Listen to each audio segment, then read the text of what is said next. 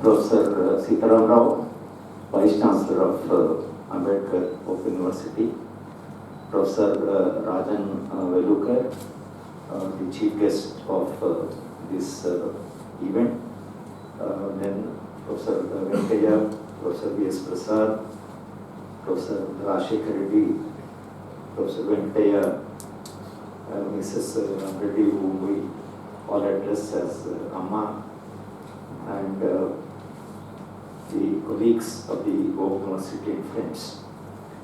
In fact, as a secretary of the trust, I have more to make confessions rather than accomplishments. The trust has not been working, befitting the memory of Professor Ambedkar. Partly it's because in our enthusiasm, when we constituted the trust, we have an extremely distinguished people. But from my own experience, I realize trusts don't work when you have distinguished people. It has reputation. But trust work when you have people who can give time, who are committed, and who know when to work. And some of us also have become very busy in our own way. And I think this is perhaps not, in really keeping the spirit and the stature of Professor Ambedkar. Let me make this confession so that, I'm clear in my conscience. But nevertheless, I think we have been organizing a lecture, annual lecture, and invited some of the most distinguished academics of this country. If I name them, of course, who is of India will be there in the world of social science, in the world of education. Then we instituted an award, a Young Social Scientist Award, in the name of Professor Ambedkar, and so far we have given this award to really scholars, extremely deserving, who have done remarkable work in their own area of both distance education and public policy.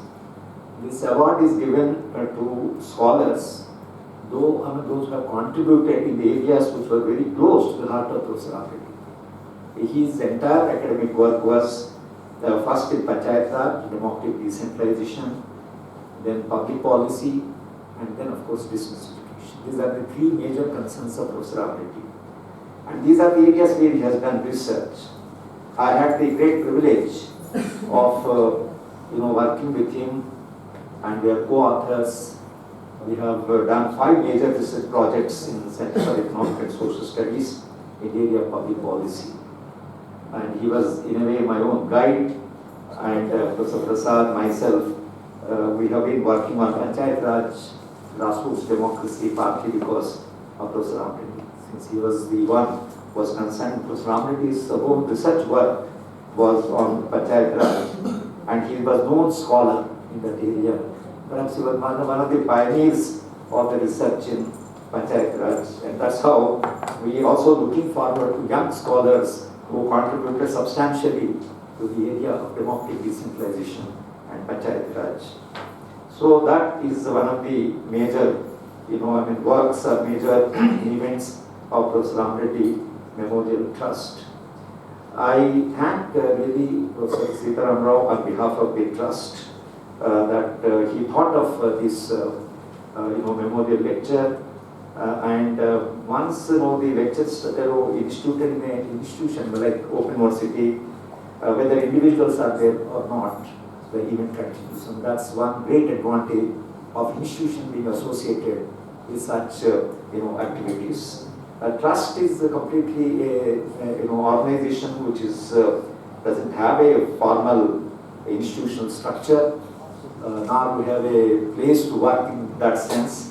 But we have been working through the Center for Economic and Social Studies, with which Professor Ambedkar was associated. He was again the father of the idea of having a Center for Economic and Social Studies.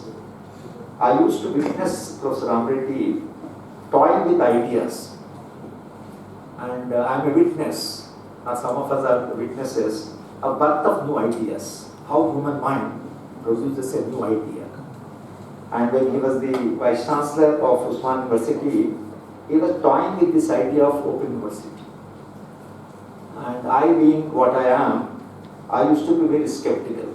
And I used to argue with him that the entire quality of education may come down. Distance education in this country has not maintained high standards. And then, of course, he used to give the example of British Open University. But one of his major innovations, if I may say so, was that he was one very imaginative visionary who perceived that there are two major developments in the history of the human society. One is there are major technological breakthroughs, thanks to the science and technology, that there have been major technological breakthroughs. If somebody reads Alvin Toffler, what happened in one generation, 800 generations, that how technology leaped. This, the leaps that the technology witnessed, and simultaneously the needs, the demands for education also have gone up enormously. Because as the knowledge is explosion, I think conventional system of university, whether it would be able to sustain the knowledge, the explosion of knowledge and the transmission of knowledge. And there were times when if you are learned, that learning can sustain you for a lifetime. But a time has come where our learning, at one point doesn't, remain relevant to after 10 years, 5 years. In fact, Toffler talks how the knowledge jump, and how it really makes things, completely different. And I think it was perception of Professor Ambedkar that a marriage between technology and needs of education is possible. This is what he continues to say. Audiovisual has come, television has come, and it's possible to reach the learner at home. This is what he used to see. I think all people who make substantial contribution to any walk of life are those who can see relation between two things which are not directly related. And Professor Ambedkar saw this possibility of marrying the distance education or the marrying the technology with education. I would consider that as one of his really significant contribution to the history of higher education. If tomorrow history of higher education is written, whenever it is written, history is bound to write. And I think Professor Ambedkar will be recognized as a guiding star of higher education and particularly distance education in the country. And that's the reason why a trust like Professor Ambedkar Memorial Trust, the generations after generations have to remember the contribution of people, partly to inspire the succeeding generations, partly to set the role models. Particularly at a time in India where education and leadership has declined, both in quality and in terms of the standards, for different reasons. I would not say blame the individual, but the context is developing in such a way that the vice chancellors are there, and there are vice chancellors and vice chancellors. But I think the times have changed. The times have changed. But the nation has to be reminded that there was a time when there were outstanding people who maintained very high standards, and Professor Ambedkar was not one of those who, yes, I think he was one, as Professor Chandrasekhar Rao mentioned, that he always gave palatable ideas, but he also confronted the political system. This is what I want to remind. I also want to remember with great pride. Because when really, in both in the Open University, particularly Usman University, I still remember that when we then education minister, when the College of Education students went to him for postponing they asked the Vice Chancellor said, no more postponement of exam, you have to appear. They went to B.R.Ambedkar, and B.R.Ambedkar announced to the press that the examination of the, in education is postponed. And I was sitting with him. He rang up to the Secretary of Education and said, when did your Vice Chancellor, when did your minister take over the powers of my registrar, my principal?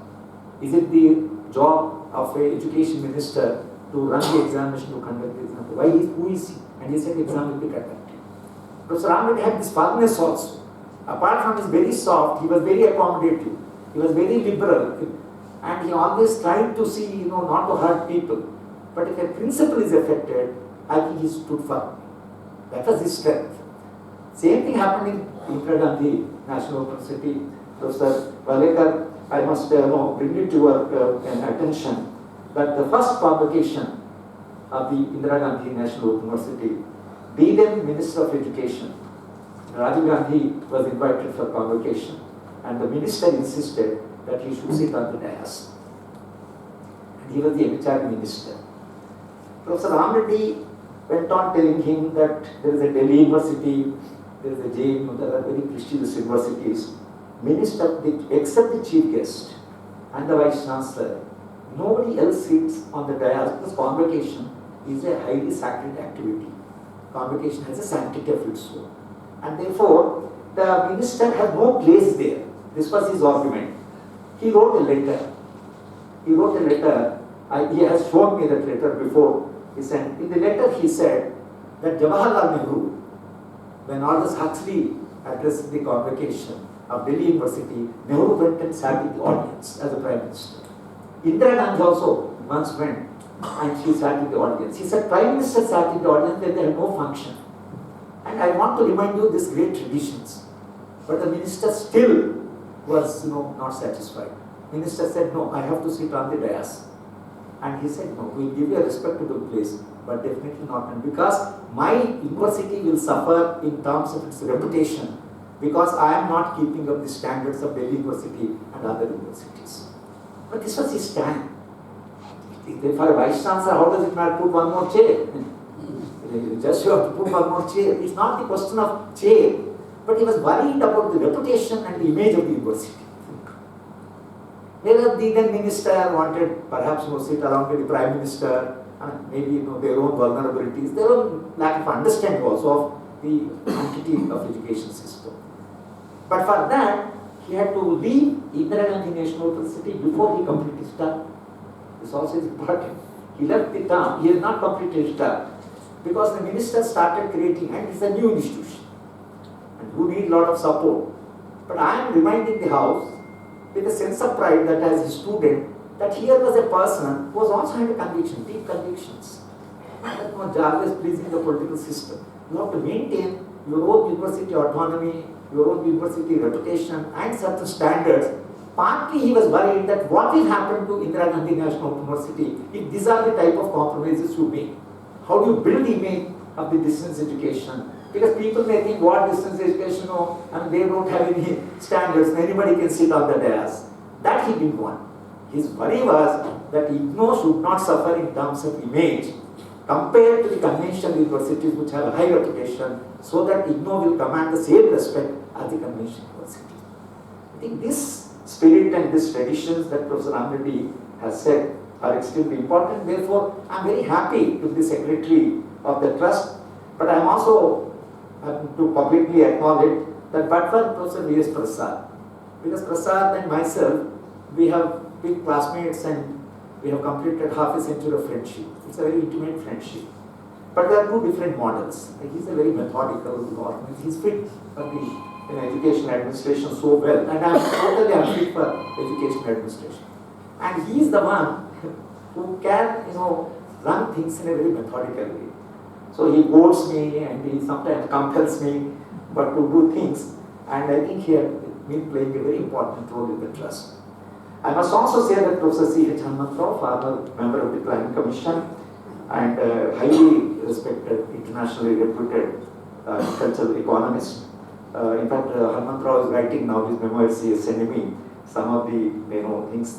I'm also amazed at the role he played at the national level. I think he's writing, what was his experiences. And Hanumantrao has been the chairman of this trust. When I spoke to him that Open University has decided this and trust should collaborate, Professor Hanumantrao, because of their long experience, when suggestions come, they want to look for all dimensions, all consequences, implications. So they are not some of those who just look and vote for convince. But on this idea, he has very enthusiastically supported. In fact, he is not keeping, his mobility is restricted. Otherwise, he wanted to be very much here. He told me that, of course, but given my health, my mobility is a little, I have restrained myself. And therefore, I convey the greetings of the Professor Ramreddy Memorial Trust, and I personally thank Professor Sitaram Rao. I thank him because the minute he took over, he has been thinking of respecting, honoring some of the public figures as a part of the collective memory of the distance education. So he has instituted Dr. Jayashankar Memorial Lecture and also now Professor Reddy Memorial Lecture. I think it is a good on the part of the Vice Chancellor to think of these things.